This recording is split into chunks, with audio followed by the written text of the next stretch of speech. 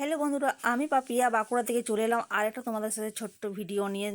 আমার দেখো, এই ভিডিওটা অনেক দিন আগেকার ভিডিও ছিল, তোমাদের সাথে শেয়ার করা হয়নি কারণ ওই যে এডিটিং করা হয়নি।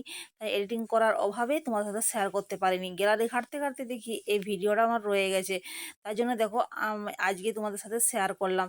এটা কিছুদিন অনেক দিন আগের ভিডিও বলতে পারো। পটলের দরমা করব, তার জন্য দেখো পটলগুলো বীজগুলোকে বের করে নিলাম। এদিকে আমি আম মুসুরি করেছি, সে আম মুসুরিটা সেদ্ধ হয়ে গেছে, সেটা আমি ছকে নেব। তারপরে পটলের দরমাটা আমি বানাবো। তার আগে কিন্তু আমি মাছ ঝাল দিয়া করবো।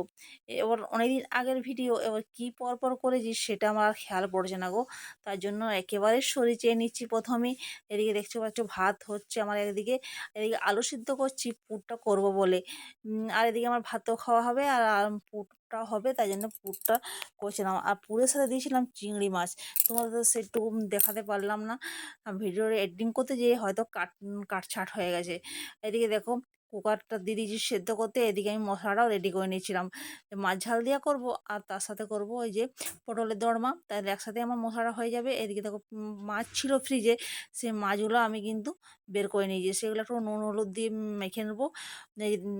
অনেকক্ষণ আগে বের করেছি, ফ্রিজে ছিল যেহেতু বরফ জমে গেছে, তার জন্য করতে পারিনি। তার জন্য দেখো ঠান্ডা একটু গরম হলে তারপরে করলাম, নুন হলুদ মাখিয়ে দিলাম। দিয়ে মাছের ঝাল দিয়া করব এইগুলো, মাছের ঝাল দিয়া আর করব পটলের দরমা। ডাল তো হয়ে গেল দেখতে পেলে। আর বিশেষ কিছু রেসিপি সেদিন করিনি। এবার আর মনেই পড়ছে না যে কি রেসিপি করেছিলাম, তোমাদের সাথে কি বলবো।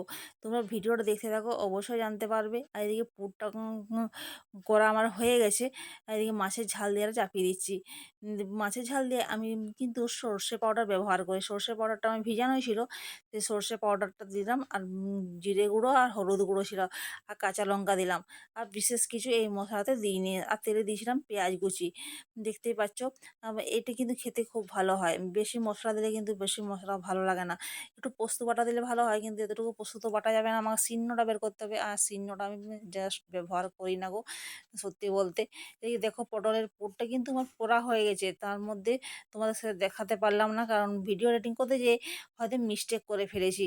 পুরটা ফোড়ার পর পটলের মধ্যে, তার মধ্যে দেখো পটলগুলো ভেজে নিলাম, ভাজাও হয়ে গেছে। তারপরে দেখো মশলাটা কষে নিলাম, রসুন পেঁয়াজ আর টমেটো।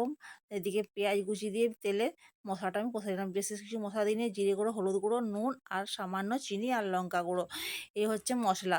খেতে কিন্তু দুর্দান্ত হয়েছিল। পুরের মধ্যে দিয়েছিলাম আলু আর তোমার চিংড়ি ছিল, একটু মিডিয়াম সাইজের চিংড়িগুলো ছিল, ওগুলো দিয়ে আমি পুরটা বানিয়েছিলাম। খেতে কিন্তু দুর্দান্ত হয়েছিল। আমার ছেলে তো খুবই প্রিয় পটলের দরমা, কিন্তু করাই হয়নি গো, বেশি খাটালির জন্য।